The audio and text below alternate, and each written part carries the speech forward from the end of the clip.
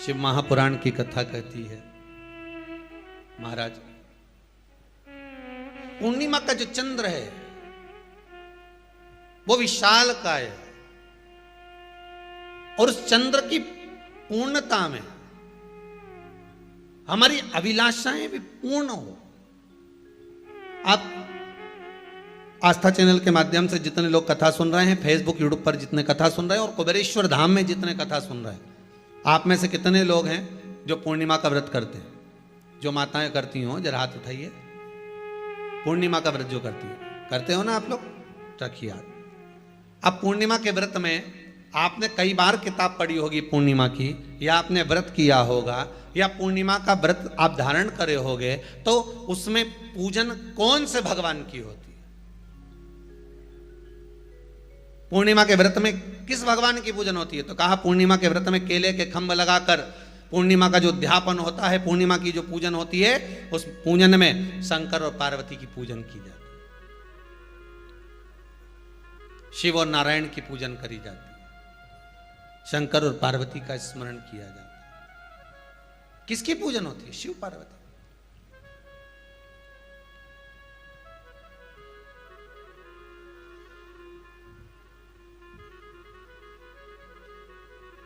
क्यों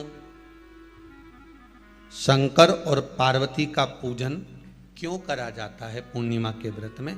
क्योंकि शिव और माता पार्वती ही केवल एक ऐसे हैं जिन्होंने अपूर्ण लक्ष्मी को भी पूर्ण बना दिया था। किसको पूर्ण बनाया है? लक्ष्मी। पूर्णिमा के दिन अगर आप शंकर भगवान को एक लोटा पानी अगर शिव को समर्पित कर रहे हो, श्वेत पुष्प को रखकर शंकर जी के ऊपर सफेद फूल को चढ़ाकर अगर एक लोटा जल भी, एक पात्र जल भी शंकर को समर्पित कर रहे हो, तो ये लक्ष्मी के लिए ही तो कर रहे हो। और कौन सी लक्ष्मी? पूर्ण लक्ष्मी। पूर्ण लक्ष्मी। आपको पहले भी कथा में कहा, एक बार भगवान विष्णु के सामने लक्ष्मी मैया ने बहुत तेज स्वर में कह दिया था, नारायण, दुनिया के लोग आपका नाम जपते हैं, दुनिया के लोग नारायण नारायण कहते हैं, दुनिया के लोग आपका भजन करते हैं, पर सत्य मायने में कहूं ना तो मेरे बिना दुनिया के लोगों की नहीं चल सकती। मेरे बिना दुनिया नहीं चल सकती, संसार मेरे बिना नहीं चल सकता। भगवान विष्णु ने कहा ये तो गलत है लक्ष्मी आपका कहना। एक दिन लक्ष्मी को अहंकार आ गया। अहंकार के संबोधन जब माता लक्ष्मी करने लगी तो भगवान, उसी समय पर भगवान विष्णु को क्रोध आ गया और भगवान विष्णु ने कह दिया, लक्ष्मी तू इतनी बड़ी बड़ी बात कहती है कि तेरे बिना नहीं रह सकती संसार। मैं तुझे कहता हूं लक्ष्मी, तू अपूर्ण है। तू अपूर्ण है, तू पूर्ण कब हो गई?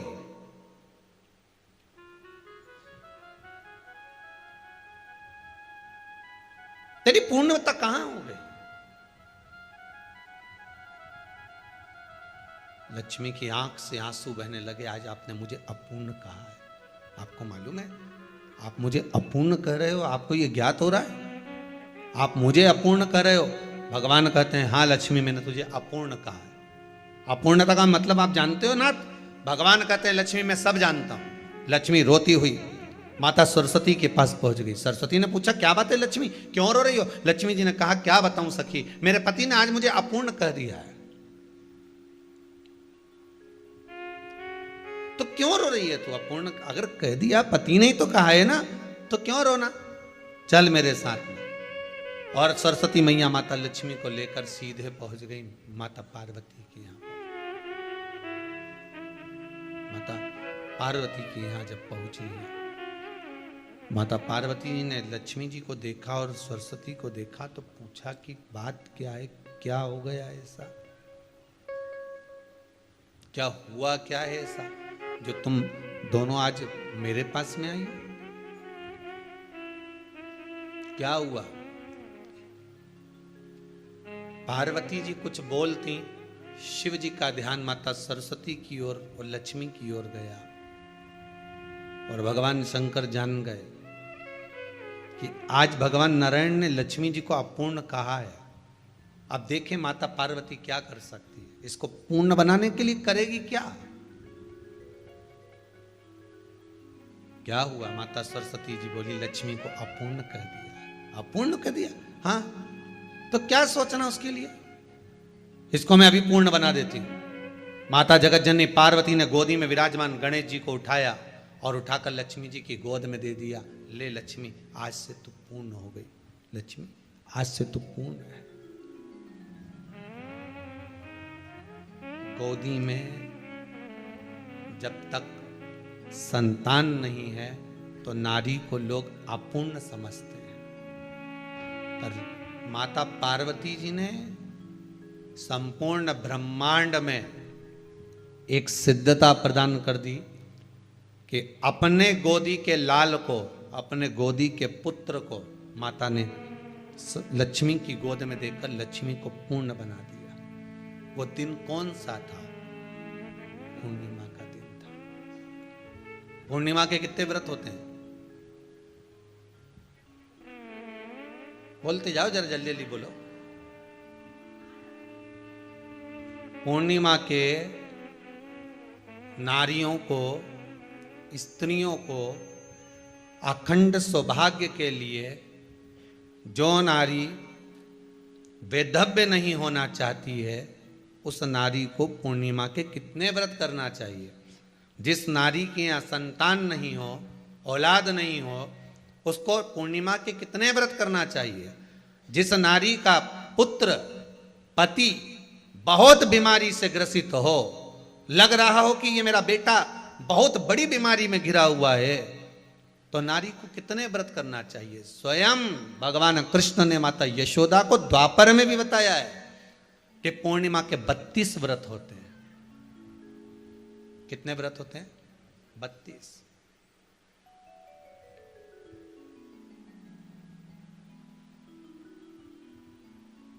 स्वयं भगवान कृष्ण यशोदा रानी को, माता यशोदा जी को भी बता रहे हैं 32 व्रत। अब आपको किसी ने बता दिया होगा कि 8 कर लो, 7 कर लो, 6 कर लो, 12 कर लो, इसलिए आपने बोला कि 12 कर लीजिए, 32 कर लीजिए। अरे यहां तो द्वापर की कथा भी कहती है। यशोदा जी ने एक बार भगवान कृष्ण को रोक कर कह दिया, ए कन्हैया रुको। कन्हैया बोले, बोलो माँ, क्या बात है? कन्हैया जरा रुकिए, इधर आओ जरा। भगवान कृष्ण आए। हाँ माँ बोलिए। किस जगह का प्रसंग है ये? जिस समय पर राधा रानी कुरुक्षेत्र में नंद बाबा और यशोदा जी को लेकर कुरुक्षेत्र के कुंड में, ब्रह्म सरोवर में स्नान कराने के लिए लेकर जाती है, ग्रहण का समय पर। और जब भगवान कृष्ण उस कुरुक्षेत्र के उस सरोवर में स्नान करने आते हैं, तब यशोदा जी ने अपने लाला से प्रश्न किया है, पूछा है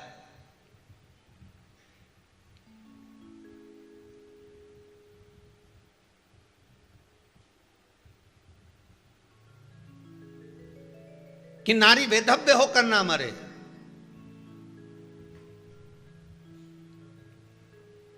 उसका पति कोई रोग से ग्रसित ना हो, उसका पुत्र किसी रोग में ना पड़े। अरे भाई कितना सुंदर संवाद लिखा है। अगर किसी माता का पुत्र मान लो किसी नशे में डूबा हुआ है, कोई नशा कर रहा है और गलत नशा है, आपको लग रहा है कि ये नशे में डूबा हुआ है, आपको लग रहा है कि ये गलत जगह पर डूब गया है, आपको लग रहा है कि मदिरापान में, मांसाहार में या अधिक गांजा आदि का जो भी नशे होते हैं, जितने भी नशे, उसमें डूब चुका है। और माँ उसको समझा रही है, तू नशे में मत डूब, तू इस काम को मत कर, तू ये गलत कर्म मत कर। माँ उसको समझा कर हार गई। तो मेरा माताओं से निवेदन है, आप उसको समझाना बंद कर दो, एक काम करना प्रारंभ कर दीजिए। हमें जो शिव महापुराण के माध्यम से शास्त्र कह रहा है कि आप 32 पूर्णिमा के व्रत प्रारंभ कर दो। उसमें करना क्या है आपको? केवल जिस दिन व्रत रहे, रात्रि के समय पर कोई भी मीठा, कुछ भी सामग्री आप चंद्र की रोशनी में, चंद्र को अर्घ देने के बाद, पूजन करने के बाद उसको रखो, और वही सामग्री जो नशा कर रहा है उसको पूर्णिमा के दूसरे दिन उसको खिलाओ। आप धीरे धीरे खिलाना चालू करेंगे, जिस नशे में वो डूबा हुआ उस नशे से वो छूटना प्रारंभ हो जाएगा। 2 पूर्णिमा व्रत करके तो देखो, 3 में तुम्हें जरूरत ही नहीं पड़ेगी। धीरे धीरे आप रुक, वो छूटना प्रारंभ हो जाएगा। स्वयं भगवान कह रहे हैं। यशोदा मैया ने कन्हैया को रोक लिया कुरुक्षेत्र के उस मैदान में, और भगवान कृष्ण का दर्शन माता यशोदा जी करी। बहुत बहुत दिनों के बाद माँ को आज माता यशोदा को लाला का दर्शन हुआ, बहुत समय के बाद, जाने के बाद, बहुत समय। जब देवता 33 कोटि देवता उस चंद्र के इंतजार में रहते हैं कि ये चंद्र प्रबल होगा, तब जाकर ये चंद्र यहाँ पहुंचेगा, तब जाकर हम मंथन करेंगे, तब जाकर वो अमृत मिलेगा, और उस अमृत को देवता धारण करेंगे तो वो आनंद पा जाएंगे। तो हम क्यों शरद पूर्णिमा छोड़ें? हम क्यों एक एक पूर्णिमा छोड़ें? एक एक पूर्णिमा के महत्व को जानिए। कोई पूर्णिमा साधारण नहीं है, कोई प्रदोष साधारण नहीं है, कोई शिवरात्रि साधारण नहीं है। 12 महीने शिवरात्रि पड़ती है, 12 महीने में प्रदोष पड़ते हैं, पर 12 महीने पड़ते हैं। हम उसका महत्व ही नहीं जान पाते।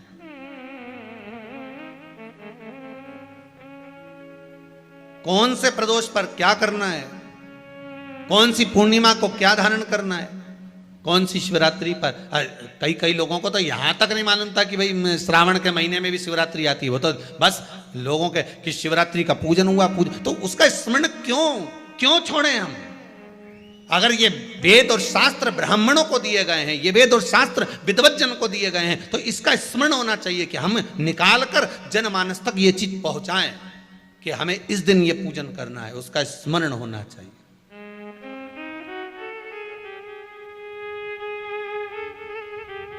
और वो सुख देने वाला।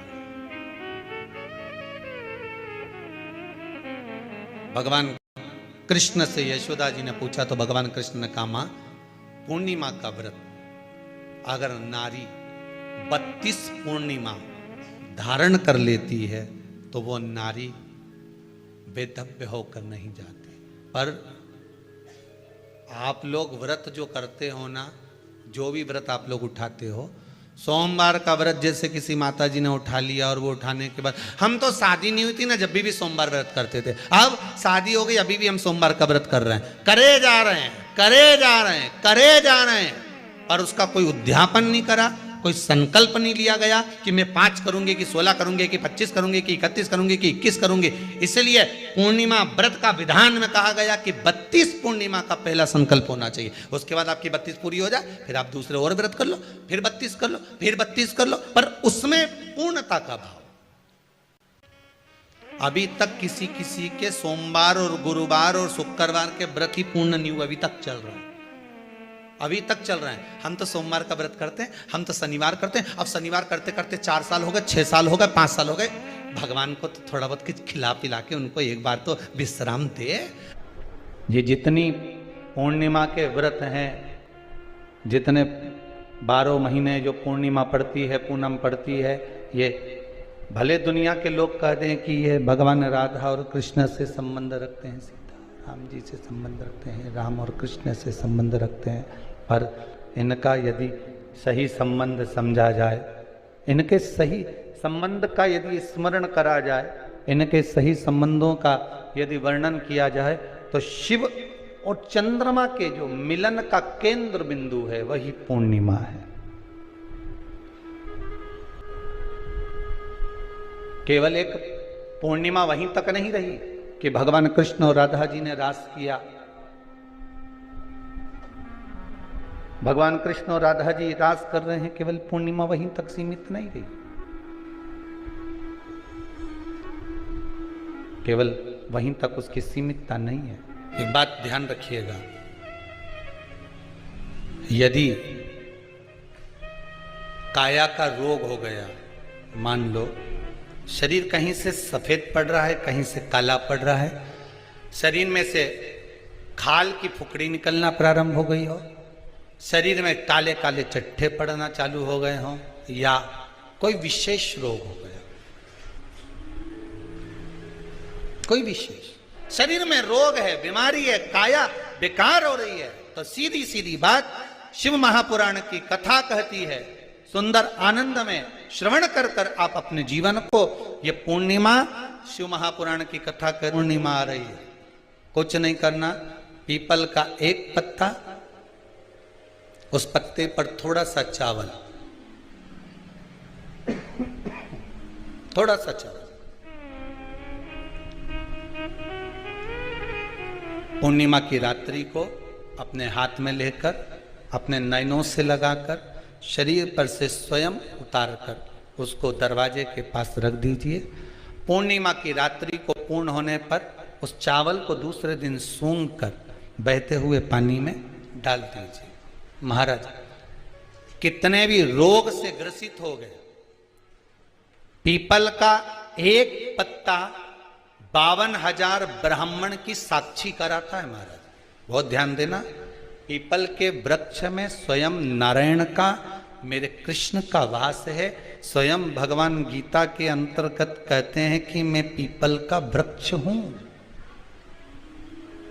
नारायण उसी में बसते। 52,000 ब्राह्मणों का वासा एक पीपल के पत्ते में होता है। और आपको पहले भी कथा में कहा, गाय, ब्राह्मण, बहन, बेटी, ये सब काल का हरण करने वाले हो, काल को हरने वाले हो। रोग को मिटाइए, शिव का स्मरण करो। पूर्णिमा के दिन चावल का एक आखा दाना, आखा दाना जानते हो, पूरा, खंडित चावल नहीं, कितना चावल, एक दाना चावल का शंकर भगवान के शिवलिंग पर समर्पित करिए। एक बेलपत्र जिसका डंडी का मुख अपनी ओर हो, जहां से चावल चढ़ाया है, उस चावल के ऊपर अपनी कामना कर कर रख दीजिए और चंद्रमौली भगवान का स्मरण करिए। कौन से भगवान? शंकर भगवान का सर्वश्रेष्ठ सुंदर नाम है चंद्रमौली। चंद्रमौली भगवान का स्मरण करिए, अपनी कामना कर कर, बेलपत्र समर्पित कर कर, शिव जी पर एक लोटा पानी, एक जल पात्र समर्पित करो, कलश से जल चढ़ा दीजिए, नैनों में वो जल लगाकर अपनी कामना कर कर वापिस घर को आइए। अगली निमा आएगी, जो कामना करी है मेरा चंद्रमौली भोलेनाथ उसे पूर्ण कर ही देगा। शिव उपासना के लिए जितनी 12 महीने में पूर्णिमा पड़ती है, एक एक पूर्णिमा का व्याख्यान वर्णन करेंगे। आज तो कथा का महत्तम दिवस है, पहला दिवस है, तो हम उसको महत्व समझें कि पूर्णिमा का महत्व क्या है, हम उसका महत्व समझें कि शंकर और चंद्र का रिश्ता क्या है, संबंध क्या है।